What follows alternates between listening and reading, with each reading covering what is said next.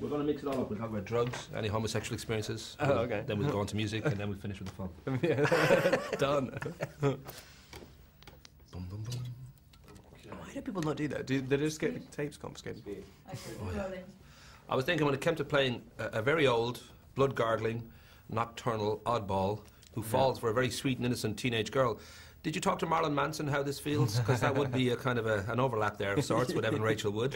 I know, I guess, yeah. I guess he's not old enough, though. He's close.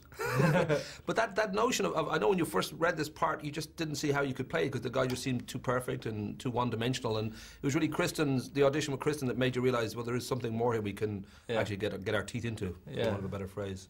And then I went back after the audition and looked at the material, and I saw a lot more in it. Mainly, I was just scared of the physical aspect of it because he had a six-pack and I didn't, and that was literally that was it. That was why I thought I couldn't do it. But you threw yourself into it. I know you were doing the gym 8 hours a day sometimes, and almost to the point I think Catherine said, you got to slow down. You're going too far almost, and but you seem to have thrown yourself completely into it, realizing maybe that this was one of those roles that could be a breakthrough. Yeah, I just thought. I didn't realize it was going to be like this big, but I thought what I was really thinking was, I guess for my own pride, I didn't want to be involved in a kind of teen thing. So I guess the only way of dealing with that is to kind of really commit to whatever your idea is. And so yeah, I was just thinking, how can I not look like an idiot? And so I tried to do everything I could. Well, to everybody will be aware at this stage, it's been a huge phenomenon in the States. 35.7 million on its opening day, over 69 million over the weekend that it opened.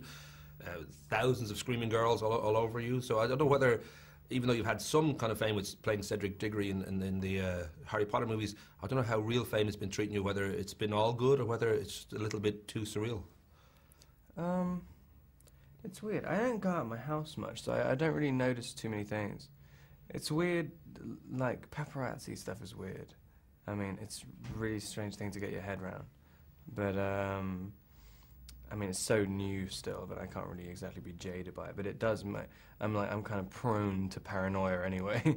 And so, like, when it is actually real, like, it's kind of, like, that kind of drives you a little bit nuts. And you've got, like, motorbikes following you, so... Okay. Don't get out and kill someone. Well, we should mention that Stephanie Meyer's the author of these Twilight books, and there's been 4, and they've been, as I say, huge in America, and they're probably going to be huge now around the rest of the world because of this film. But she's a Mormon, and therefore, I mean, the idea of abstinence is quite a strong, belief for her, and it's kind of handy then that her characters have this problem that they really just can't jump on each other's bones because they might just, rip each other apart. So I don't know, for you, being the method actor that you are, you obviously believe in abstinence then as well because it's part of your character. Absolutely, yeah. You're saving yourself for that right woman. I'm a Catholic as well. I mean, I completely believe in Double that. reason.